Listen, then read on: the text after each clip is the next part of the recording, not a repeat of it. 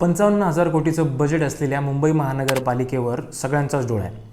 शिवसेनेसाठी ही त्यांचा जीव की प्राण आहे, तर भाजपसाठी हे महाराष्ट्रावर कंट्रोल मिळवण्याचं एक नवीन साधन. सगळ्यांनाच ह्या महानगरपालिकेमध्ये एक इंटरेस्ट आहे आणि हा इंटरेस्ट साध्य होणार आहे फक्त BMC जिंकूनच.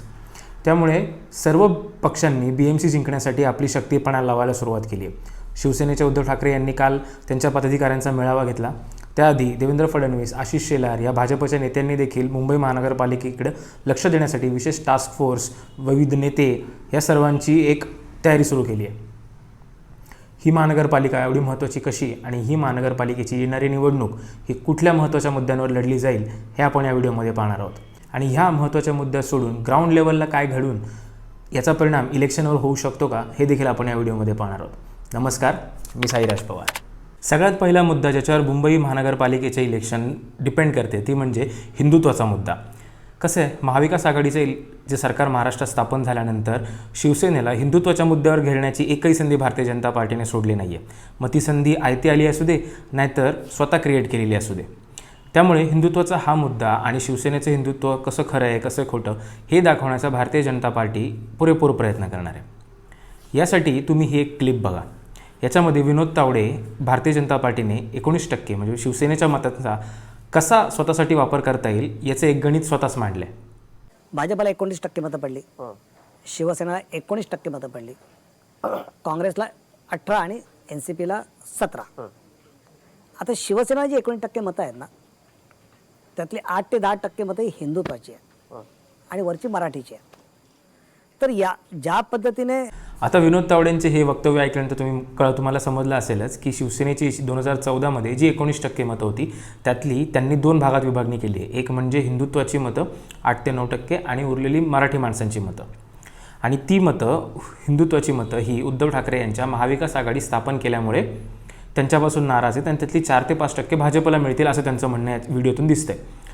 याच्यात एक सगळ्यात मोठी चूक भारतीय जनता पार्टीचे नेते करतायत आणि त्यांची थिंक टँक करते ते म्हणजे 19% मतं ही हिंदुत्वाची आणि मराठी या 2च फॅक्टर्सवर डिपेंड करतात का?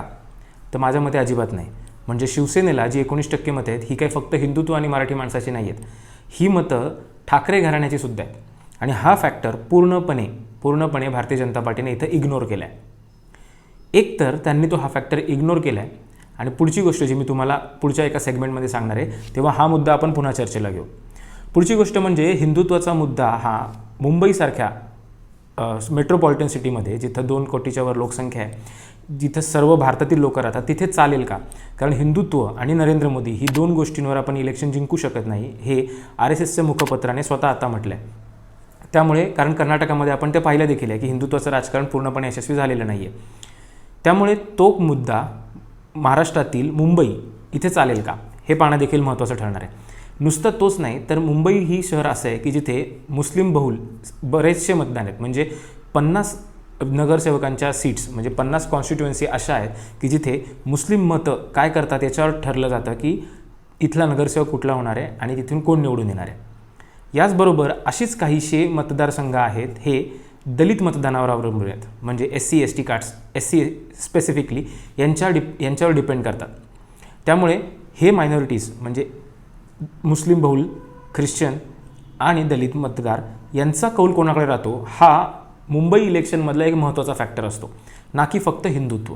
आता जर आपण गेल्या काही इलेक्शनचा भाग बघितला तर मला एक जुनी 2017ची एक बातमी सापडली. त्या बातमीचा तुम्ही एक क्लिप पहा.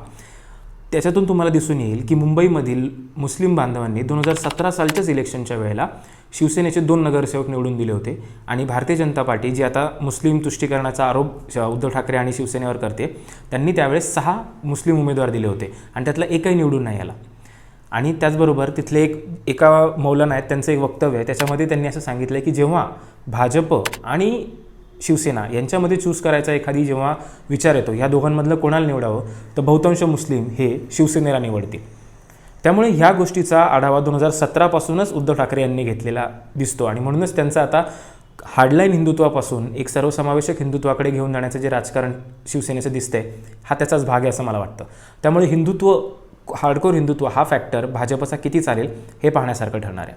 त्यांची एक गोष्ट ॲनालिसिस बरोबर आहे, ती म्हणजे जसं हिंदुत्वाचं हार्डकोर मतदान किंवा हार्डकोर लाईन सोडल्यामुळं शिवसेनेची जी काय 2-4% मतदान फिरू शकतं असं त्यांना वाटतं, ते मतदान ते स्वतःकडे घेणार आहेत. त्याच्यात ते हे सुद्धा म्हणतात की राज ठाकरे काही मतदान खातील, काही मतदान हे एकनाथ शिंदे घेऊन येतील. त्यामुळं हे जे आपण गेल्या काही व्हिडिओमध्ये चर्चा केली होती त्याच पद्धतीचं लॉजिक हे भारतीय जनता पार्टीचं मुंबईत दिसतं. ते यशस्वी किती होईल हे पाहण्यासारखं आहे. पुढचा महत्त्वाचा मुद्दा ज्याच्यावर मुंबई महानगरपालिकेचे इलेक्शन लढली जाऊ शकते तो म्हणजे भ्रष्टाचाराचा मुद्दा. कसं आहे, गेले 25-30 वर्ष मुंबई महानगरपालिकेवर शिवसेनेची सत्ता आहे, एक हाती सत्ता आहे. या सत्तेचा परिणाम असा झाला आहे की मुंबईमध्ये एक जणू काही दरवेळेला इलेक्शनमध्ये एक अँटी इन्कम्बन्सी असं वाटतं, म्हणजे यावेळेला शिवसेनेची सत्ता जाणार असं वाटतं आणि तरी शिवसेनेची सत्ता निवडून येते, म्हणजे शिवसेनेचे नगरसेवक जास्त निवडून येतात. याच्यात शिवसेनेवर दरवेळेला आरोप एक होतो, तो म्हणजे रस्ते जे काही रस्त्यांची दुरावस्था झाली असते त्या रस्त्यांच्या दुरावस्थेचं कारण असलेला म्हणजे भ्रष्टाचार. म्हणजे जे कंत्राटदार असतात त्यांच्याकडनं पैसे घेतले जातात आणि त्यामुळे तिथे भ्रष्टाचार होतो, रस्त्यांची क्वालिटी राहत नाही. याला जोडून यावर्षी नवीन एक भ्रष्टाचाराचा मुद्दा निघणार आहे, तो म्हणजे कोविड काळातील घोटाळा.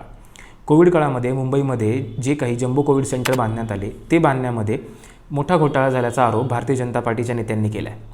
आता याच्यात काही नवीन नाही आहे, कारण ह्या प्रत्येक वेळेला हे असे आरोप हे केले जातात. मूळ मुद्दा असा आहे की यावेळेलासुद्धा कॅगचं नाव दिलं आहे, म्हणजे कॅगचं ऑडिट झालं आहे मुंबई महानगरपालिकेचं आणि त्याच्यातून काही साध्य होणार आहे आणि त्याच्यातून काही भ्रष्टाचाराचे आरोप वगैरे बाहेर येणार आहेत. इथं मला तुम्हाला एक गोष्ट आठवण करून द्यायची आहे की 2013 साली ज्यावेळेला अण्णा हजारे यांचं आंदोलन चालू होतं त्यावेळेला सगळ्यात मोठा कॅगचा रिपोर्ट, म्हणजे जनतेला कॅग म्हणजे नक्की काय आणि त्याचे रिपोर्ट काय असतात हे जवळपास सर्व भारतीय जनतेला महत्त्वाचं कळलं असेल ते तेव्हाच, की कॅगचे रिपोर्ट काय असतात, त्यातून कोल घोटाळा, त्यानंतर 2G स्पेक्ट्रम घोटाळा, हे अनेक घोटाळे बाहेर आले. पण ह्या घोटाळ्यांचं आजपर्यंत झालं आहे काय? इनफॅक्ट कॅगच्या त्याच रिपोर्टमध्ये जो आकडा सांगितला गेला आहे तो आकडा खरा नसून तो एक नोशनल लॉस आहे, म्हणजे हा भ्रष्टाचार जर झाला असेल तर एवढ्या कोटीचा लॉस झाला असू शकतो, ह्या प्रकारे तो आकडा होता आणि तो आपल्या सर्वसामान्यांना असं सांगितला गेला की एवढ्या लाख कोटींचा भ्रष्टाचार हा काँग्रेसच्या काळात झाला आहे. त्यामुळे हे भ्रष्टाचाराचे आरोप ज्या वेळेला केले जातात यातला कुठलाही आरोप म्हणजे कुठल्याही पक्षाचा असू दे, म्हणजे सरकारवर जरी आरोप झाला तरी आणि विरोधकांवर जरी आरोप झाला तरी कुठलाही आरोप हे कुठलेच नेते मंडळी तडीच नेत नाहीत. त्यामुळे त्या भ्रष्टाचाराच्या मुद्द्यावर इलेक्शन ही फक्त कोण कसं परसेप्शन तयार करते याच्यावर ठरतं.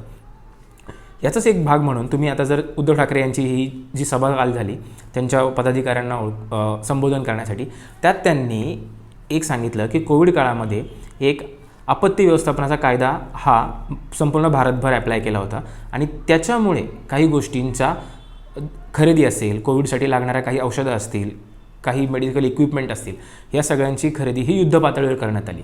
म्हणजे काय तर नॉर्मल जी प्रोसिजर आहे, टेंडर काढून 2 वेळा 3 वेळा टेंडर काढून त्यातून जो लोएस्ट बीड केलेले असतात त्याला टेंडर देणं, ह्या सगळ्या प्रोसिजर बाजूला ठेवून ह्या गोष्टी केल्यात. बरं, ह्या गोष्टी मुंबईतच नाही, ह्या गोष्टी पूर्ण भारतभर झाल्यात.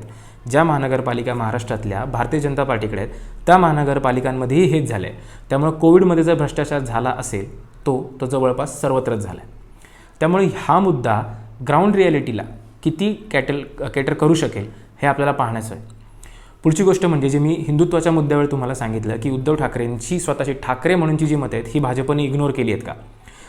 एका बाजूला तर हेच दिसतं, म्हणजे विनोद तावडे जे म्हणतात त्यानुसार की ठाकरेंची मतं त्यांनी इग्नोर केली आहेत. पण मला नाही वाटत की RSS आणि भाजपची थिंक टँक अशा प्रकारे काम करत असेल.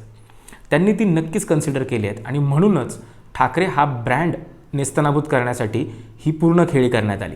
आणि त्यामुळेच आता मुंबई महानगरपालिकेचा भ्रष्टाचार एका बाजूला आणि दुसऱ्या बाजूला ठाकरे आणि त्यांच्यासोबत असलेल्यांनी केलेला भ्रष्टाचार एका बाजूला, या प्रकारचं नॅरेटिव्ह सेट करण्यात येते.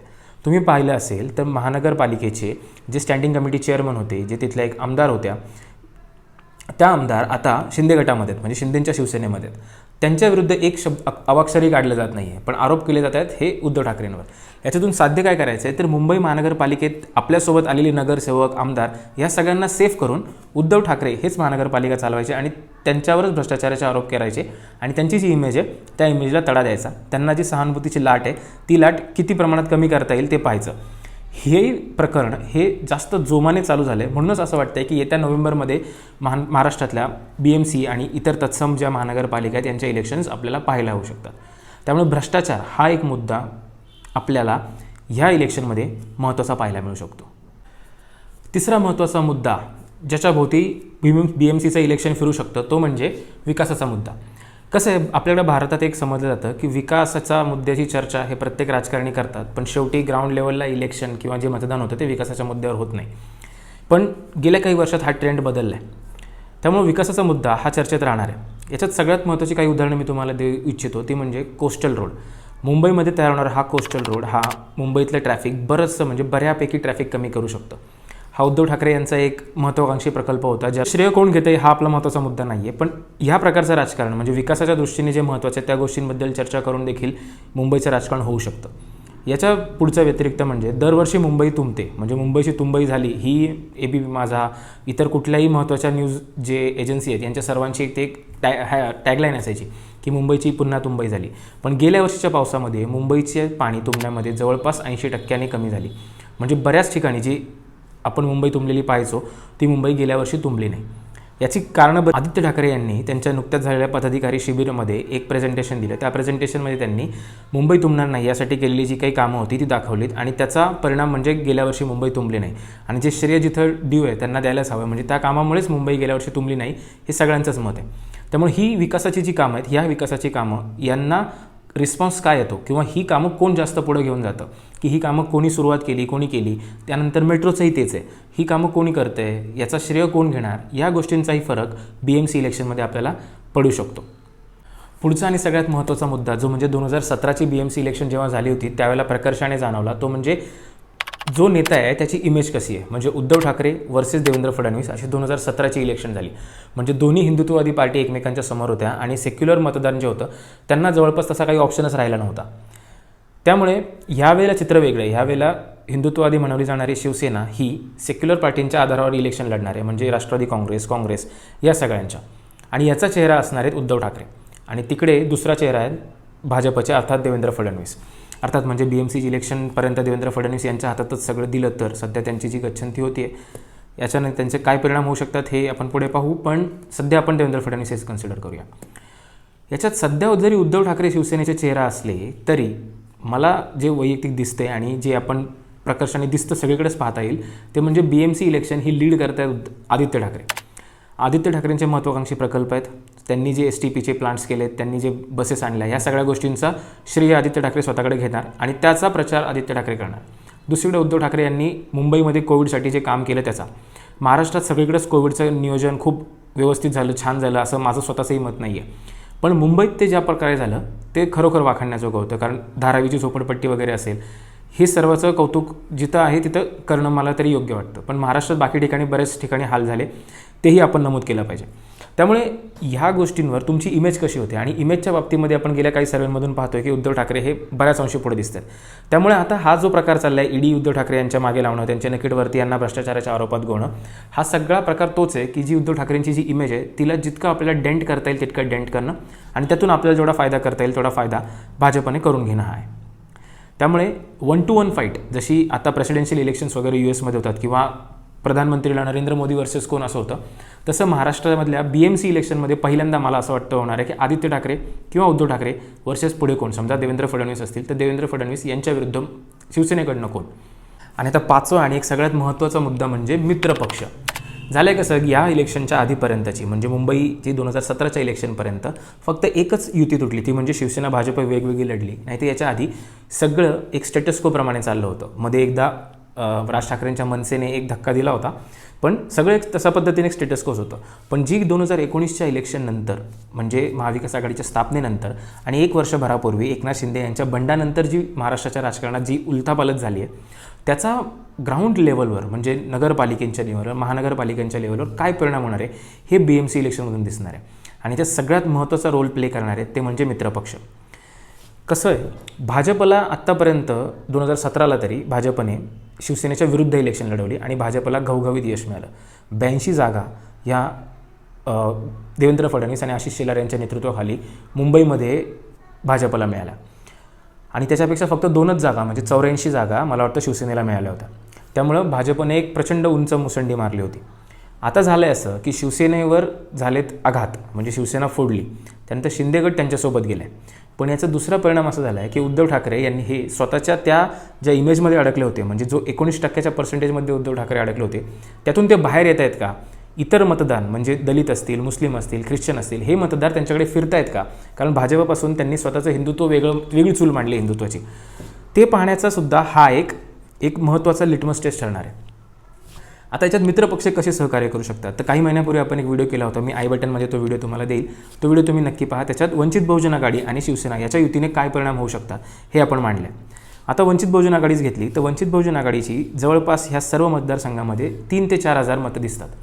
आता 3 ते 4 हजार मतं ही नगरसेवकासाठी निवडून येण्यासाठी अत्यंत महत्त्वाची असतात. काही ठिकाणी म्हणजे एक मताने होतं. वॉर्ड क्रमांक 220मध्ये बागलकर आणि शहा यांच्या विरुद्ध एक इलेक्शन झालं होतं, म्हणजे BMCच्या 2017च्या इलेक्शनला. दोन्ही राऊंडमध्ये हे दोघांनाही समान मतदान पडलं होतं आणि त्यावेळेला शेवटी चिठ्ठी उचलून भाजपचे शहा यांना विजयी करण्यात आलं होतं. म्हणजे एक मताने सुद्धा इथं फरक पडतो. त्यामुळे वंचित बहुजन आघाडीची जी काही 2-4 हजार मतं प्रत्येक वॉर्डमध्ये असतील ही अत्यंत निर्णायक ठरू शकतात. याच्यासोबतच आपण आता 2 दिवसांपूर्वी पाहिलं असेल की राष्ट्रीय स्तरावर एक महाविकास आघाडीसारखीच एक वज्रमूठ सर्व विरोधी पक्षांनी स्थापन केली. याच्यामध्ये समाजवादी पार्टी आहे. समाजवादी पार्टीची मुंबईमध्ये 7 जवळपास नगरसेवक आहेत. आता ही 7 नगरसेवक म्हणजे जवळपास त्यांची 3 ते 4% मतं त्यांचीसुद्धा आहेत. याचबरोबर देवेंद्र फडणवीस यांच्या साथीला म्हणजे स्पष्ट किंवा अस्पष्टपणे राज ठाकरे यांची किमान 3 ते 4% मतं आहेत. त्यामुळे हे मित्रपक्ष एकमेकाला आपल्या मुख्य पॅरेंट पक्ष जो आहे याला किती बळ देऊ शकतात याच्यावर देखील महाराष्ट्रातील BMCचे इलेक्शन अवलंबून आहे. त्यामुळे ही सगळे 5 महत्त्वाचे मुद्दे आपण पाहिल्यानंतर म्हणजे हिंदुत्व, भ्रष्टाचार, विकासाची कामं, एकमेकाची इमेज म्हणजे देवेंद्र फडणवीस, आदित्य ठाकरे, उद्धव ठाकरे यांची इमेज आणि मित्रपक्ष यांचा रोल, हे सगळं पाहिल्यानंतरसुद्धा एक महत्त्वाचा मुद्दा उरतो, तो म्हणजे ग्राउंड रिॲलिटी. कसं आहे, एखादा कार्यकर्ता असतो, एखादा शाखाप्रमुख असतो. आपण एक्झाम्पल शिवसेनेचंच घेऊया कारण इथं सत्तेत शिवसेना आहे. एखादा शिवसेनेचा कार्यकर्ता असतो, शाखाप्रमुख असतो, तो 5 वर्ष तयारी करतो पण तिकीट ऐनवेळी दुसऱ्याला मिळतं. त्यावेळेला आधी कसं व्हायचं की समजा तो शिवसेनेतून फुटून बऱ्याच वेळा तरी बंडखोरी व्हायची नाही, पण जर शिवसेनेतून फुटून तो भाजपकडनं उभा राहील किंवा दुसरा अपक्ष उभा राहील. आता कसं झालं की शिवसेना म्हणणारा दुसरा एक पक्ष तिथं उभा आहे, ऑलरेडी उभा आहे. त्यामुळे हे असे बंडखोर समजा जर तयार झाले तर ते बंडखोर किती मतदान घेऊ शकतात याच्यावर देखील महाराष्ट्रातील ह्या BMC इलेक्शनचं रिझल्ट अवलंबून राहणार आहे असं मला वाटतं. दुसरी गोष्ट असते की हे ग्राउंड लेवलचे जे नेते आहेत यांचे प्रत्येकाचे पर्सनल कॉन्टॅक्ट असतात. त्यामुळे हे पर्सनल कॉन्टॅक्टवर कोण किती मतं मिळवू शकतं. त्याचबरोबर जर महाविकास आघाडी असेल किंवा महायुती असेल यांनी जो विजयी होईल त्यालाच तिकीट देणं हा जर क्रायटेरिया लावला तर मात्र बंडखोरी थोड्याफार प्रमाणात होऊ शकते, पण त्याचा परिणाम मात्र तेवढा होणार नाही. कारण जो स्ट्रॉंगेस्ट आहे तो निवडून येण्याचे चान्सेस जास्त होतात, जसं आपण धंगेकरांच्या निवडणुकीच्या वेळेस पाहिलं. त्यामुळे या अशा पद्धतीने BMC इलेक्शन जवळपास नोव्हेंबरमध्ये होऊ शकते अशी चर्चा आहे. ह्या सर्व गोष्टींवर BMCची इलेक्शन लढली जाणार आहे. तुम्ही जर मुंबईमधील असाल तर तुम्ही मला नक्की कमेंट बॉक्समध्ये सांगा की यावेळेला BMC इलेक्शनमध्ये कोणाचा झेंडा फडकणार आहे. हा व्हिडिओ आणि हे विश्लेषण आवडलं असेल तर लाईक करा, इतर मित्रांना मित्रमैत्रिणींना शेअर करा आणि या चॅनलला सबस्क्राईब करायला मात्र विसरू नका. धन्यवाद. जय महाराष्ट्र.